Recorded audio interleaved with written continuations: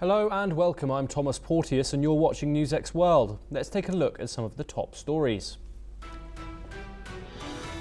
Russian and Ukrainian officials are to meet today in Istanbul for a second round of direct peace talks, but remain deeply divided as fighting escalates. US President Donald Trump urges a deal, warning the US may walk away if both sides refuse to compromise.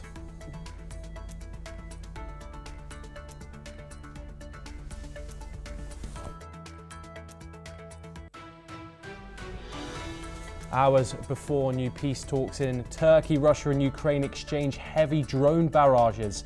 Moscow claiming to down 162 drones, while Kiev reports strikes on 12 targets. The escalation follows Ukraine's daring attack on Russian air bases far behind the front lines.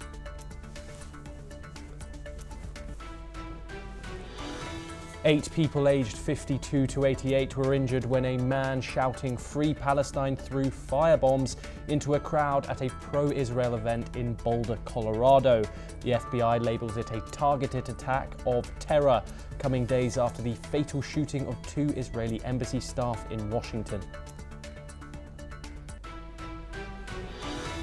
Beijing says Washington has seriously undermined the Geneva trade deal, vowing strong countermeasures after the US restricted tech sales and student visas. The warning comes after Trump accused China of totally violating the agreement as tensions flare anew.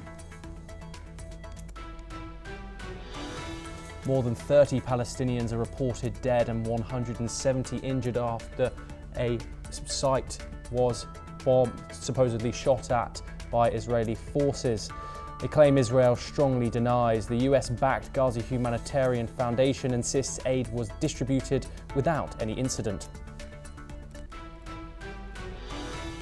Hungary's Viktor Orbán hails Karol Nawrocki's fantastic victory in Poland's presidential runoff, while EU chief and Germany offer congratulations with calls for cooperation. The win by the nationalist candidate marks a potential shift in Poland's future role within the European Union. On the eve of South Korea's high-stakes snap presidential election, candidates make their final appeals following months of turmoil after Yoon Suk-yeol's martial law move. Liberal frontrunner Lee Jae-myung holds a solid lead over conservative Kim Moon-soo in the final polls. The Supreme Court has cleared the way for President Trump to end humanitarian legal status for hundreds of thousands of migrants, a key part of his hardline immigration agenda.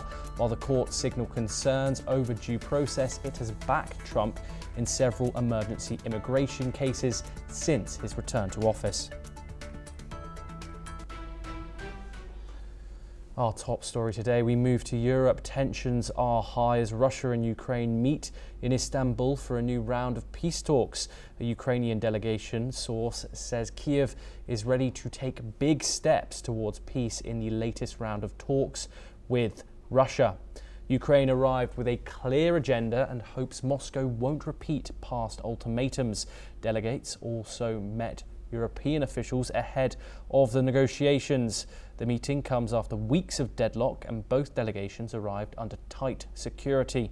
Russian media reports top diplomats from Moscow and Washington also spoke by phone ahead of the talks. Ukraine seeks a ceasefire, prisoner exchanges and the return of deported children. Russia is expected to present its own demands in the meeting.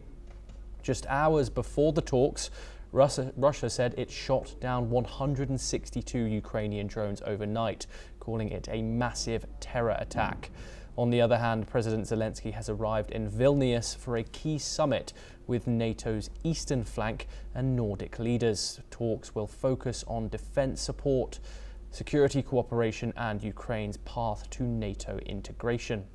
Meanwhile, Ukraine says it destroyed 13 Russian military aircraft. Several more are also damaged in a massive drone strike on an air base deep inside Russia. Officials call it Kiev's most complex and far-reaching drone operation yet. President Zelensky confirmed 117 drones were used in the attack, calling it Ukraine's longest-range assault so far. He said the targets included radar planes and long-range bombers. Kiev claims the attack, codenamed Web, was planned for over a year and launched partly from inside Russia. Ukraine says it destroyed Russian military planes worth $7 billion in a massive drone strike. We're now joined by our guest today, Glenn Grant, who is an ex-advisor of Defence Minister of Ukraine. He's located in Riga, Latvia. Glenn, thank you very much for joining us on the programme. Glenn, over the past few weeks, Russia and Ukraine have been in deadlock. Hostilities have been rising. We have seen some of the most deadly attacks of the war, some of the most intense attacks of the war during this break between these two direct talks. Do you have much optimism for these two delegations to meet an agreement, and what do you expect Moscow to present at this meeting? No, I don't have any. I don't have any hopes for anything, any breakthrough or anything, because both sides are pretty solidly opposed to each other in terms of what they want. I mean, Russia is still intent on domination, even if it's only political domination, and continuing its genocide of Ukraine. Ukraine is willing to actually to stop the war at the current fight line, but I don't think Russia has any intention of stopping. So I think this will just be another round of frustration for the Americans and possibly also for the Europeans. Glenn, land concessions are possibly going to be pretty central to these negotiations. We've obviously got Crimea, which is a big factor, going to be a big factor in these negotiations. There's been rumours that Zelensky might be losing the idea of keeping that territory. What do you see as the most important factor and most important obstacle to get over in regards to this war? Is it that territorial gain? Is it that possible NATO membership that does seem very far out of reach now? It's interesting because I don't think either of those have anything to do with it at the moment. I mean, Russia thinks it's already got Crimea, so de facto and de jure. So I don't think Russia really cares what anybody says about Crimea. NATO is also not really anything to do with this. I mean, NATO's been around a long time. It's never attacked Russia. It has no intention of attacking Russia. So this is just a sideline. Russia wants Ukraine, and it will keep, and not just where it is now. I mean, they're piling troops into the area in front of Sumy and Kharkiv, and Russia wants capitulation. So I don't see that even discussions about NATO or discussions about Crimea will help, because Russia will just say, jolly good, yes, but we still want more. We still want this. We still want that. So giving more to Russia is actually not going to help things at all. Yes, and obviously in the backdrop of this, Glenn, we have the hostilities which are ongoing just hours after some major drone strikes. Operation Web by Ukraine has said to have caused $7 billion worth of damage. Ukraine showing or claiming that it still can make serious military moves in this war. How will this attack affect the broader dynamics of the war, and what does it show for Ukraine's current military capabilities? Well, certainly, I mean, for the talks coming up, there's certainly going to be much more of a smile on the faces of the Ukrainian delegation. I don't think that the attack actually did as much as the Ukrainians claim. In fact, it probably only did something like a third of the amount that they claimed initially. But what it has done is it's shown that Ukraine has the capacity to get inside Russia and actually attack almost at will. And this is going to have shaken Russia. It's going to shake the Russian military because it adds a whole new dimension to their need for defense and for what they're going to do. My suspicion is that it will enrage them, though, and that they're actually going to want to attack maybe Kiev, Sumy, Kharkiv much harder in the coming weeks.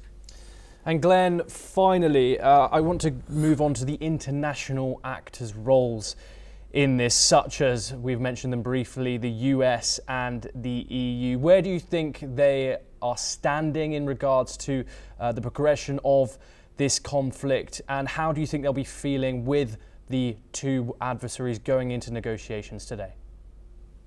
Well, Russia. America is clearly wanting peace. Trump wants peace, but he's not doing anything to get it.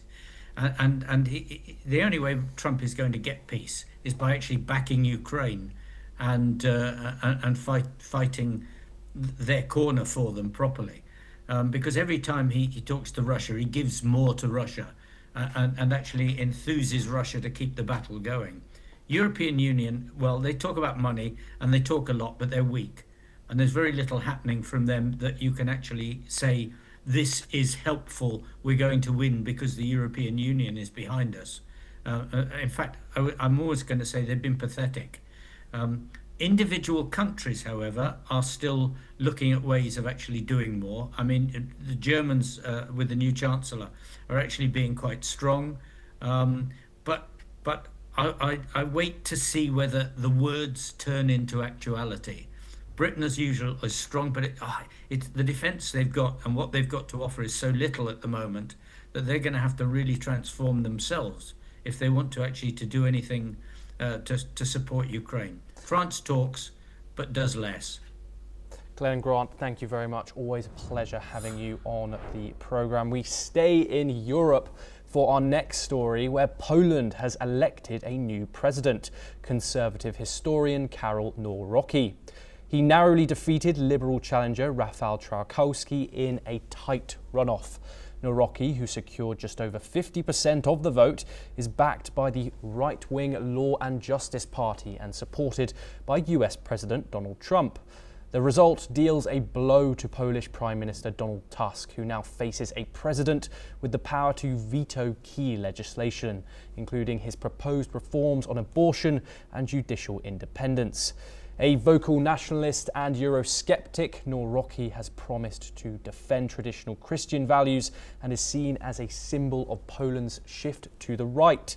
His victory could reshape Poland's relationship with the European Union and strengthen ties with a possible second Trump administration in the US. World leaders are reacting to Karol Nawrocki's narrow victory in Poland's presidential election. Ukrainian President Volodymyr Zelensky said he looks forward to working with Nawrocki despite policy differences. German President Frank-Walter Steinmeier called for close cooperation based on democracy and rule of law.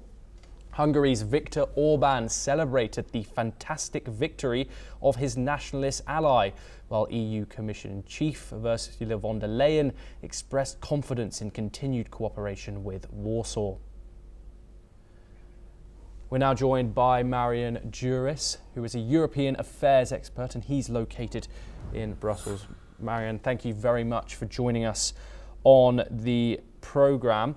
The first thing I want to talk about is the amount that Nawrocki won by. 50.85% to the normal eye. It doesn't seem like much of a majority. Yeah, exactly, like you say. But I think there was expectation it will be very narrow, if it will be on the one side or other side. We were witnesses of very similar phenomenon in last presidential elections when conservative candidate was Andrzej Duda, but Mr. Duda was not able to be candidate anymore because he already had 2 mandates. So now it was Mr. Nawrocki, and yes, as you said, he won with this really small margin. Yes, and Nawrocki has expressed skepticism about Ukraine's NATO membership. He's also, his presidency might influence Poland's relationship with the European Union. In regards to foreign policy within Europe, what can you tell us about how Nawrocki is and how his policies might go forward with his European neighbours? I think it will be very, very similar what we saw in the case of Mr. Duda. So we can talk about some kind of continuation of conservative president. And yes, these positions against the European Union will be kind of similar. Okay, Polish government is government of Mr. Tusk. His candidate, Mr. Trzaskowski, lose. And so, yes, Mr. Nawrocki will be kind of balancing president in this case. But I would say when you mention this kind of rhetoric against Ukraine, so it was not phenomenon of Nawrocki in the first round. It was a phenomenon in the second round because, as I can say, a third candidate, Mr. Mencen from Konfederacja, had a very clear declaration about Ukraine, that Poland is not able to keep same intensity, same tempo of providing finance and weapons to Ukraine.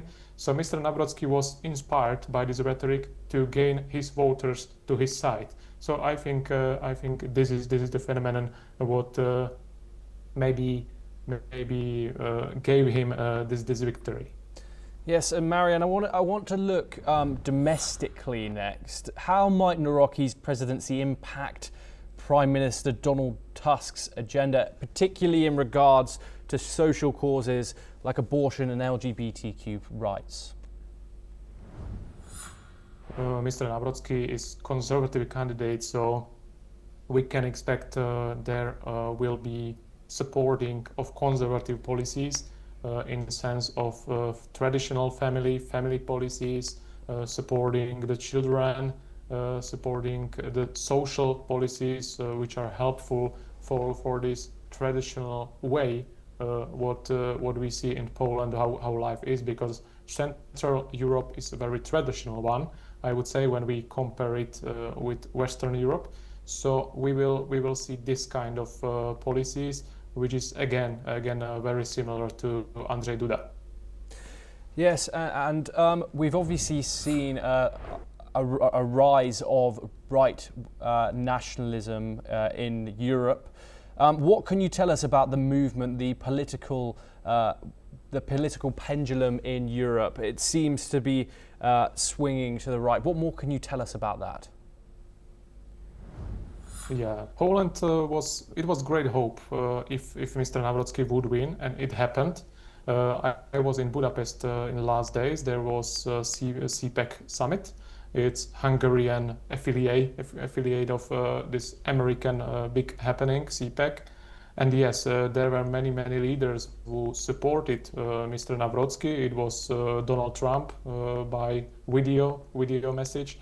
It was Mr. Orban who said something similar, and many more leaders from AfD from Germany. Mr. Morawiecki, of course, he's big character of PiS Prawo, Law and Justice Party, who supported Mr. Nawrocki. So yeah, I think there was kind of dozen of leaders who supported Mr. Nawrocki as conservative, patriotic candidate, and it happened. So I think these all leaders are satisfied right now. And once again, looking at domestically, we've obviously got a liberal prime minister in Donald Tusk, and now a conservative president. What kind of problems moving forward for the Polish people, for the Polish lawmakers, will that cause?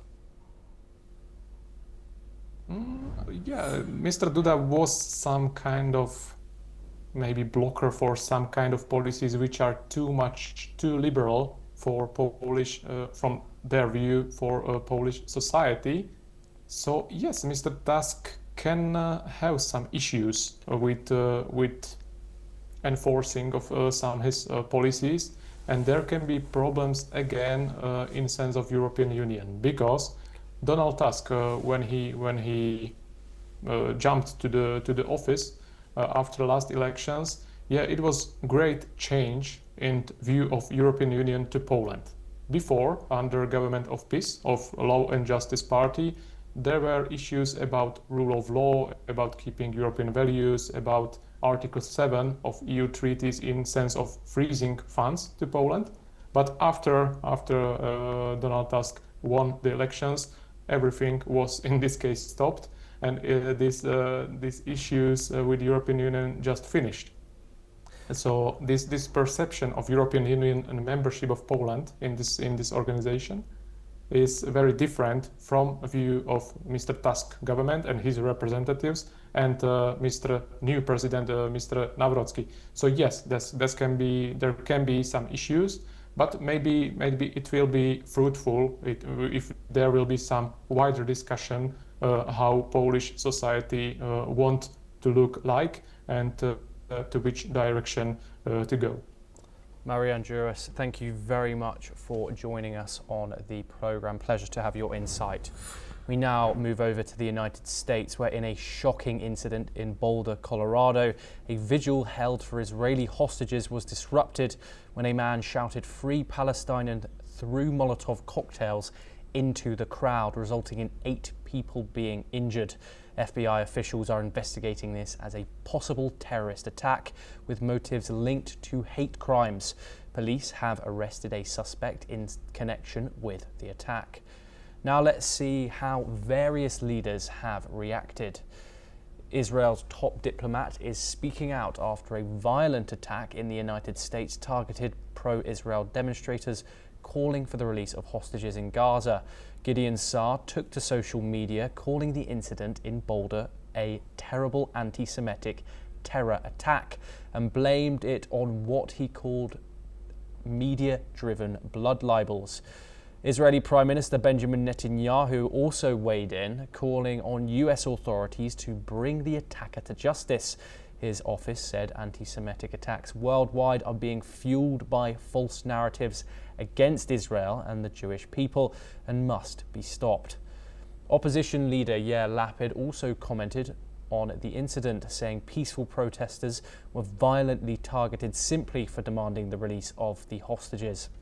Israel's UN ambassador Danny Danon called the violence terrorism against Jews, warning that such acts are now spilling into American streets. Indian lawmakers in the United States for the Operation Sindoor diplomatic mission condemned the firebomb attack as well. Head Shashi Tharoor said they stand in solidarity against terror. They echoed Secretary of State Marco Rubio's remark that terror has no place in their countries. We're now joined by Peter Baum, who is the foreign editor of the Weekly Blitz, located in London. Thank you very much for joining us, Peter. This is the second significant anti-Semitic attack on American soil within the space of a few days, Peter. What does this tell us about the current state of anti-Semitism in the US particular, but globally as well? Yeah, I think we've seen anti-Semitic incidents on a rather alarming upward trajectory since the October the 7th massacres. What's fueling these anti-Semitic attacks? Again, in the US especially, but globally, I truly believe that the Western media has been acting as a propaganda tool for Islamic terrorists. They are very anti the Jewish state of Israel, and we can see this constantly throughout Western media, whether it's CNN, NBC, MSNBC, Al Jazeera especially, which has a very far-reaching global reach in the West, and the BBC. And I think this whipped up narrative against Israel, against the Jewish state, has morphed into attacks on Jews, irrespective, may I add, of whether those Jews who are being attacked support the Netanyahu government, may or may not be Zionists, may indeed be pro-Palestinian. That has no matter to the attackers. They just select Jews as a demographic irrespective of those political feelings or support for Israel, and Jews are just being targeted simply for being Jews. Peter, critics would say that the Israeli government has some responsibility to bear for their actions in Gaza. We've seen staunch opposition come out in the past few weeks, especially since Operation Gideon's Chariots has got underway, and plenty of images of these starving children have come out of the Gaza Strip. What would you say to someone who said that Israel needs to bear some responsibility for the global global aspect of Jewish safety? Okay, that's a very interesting question that you pose.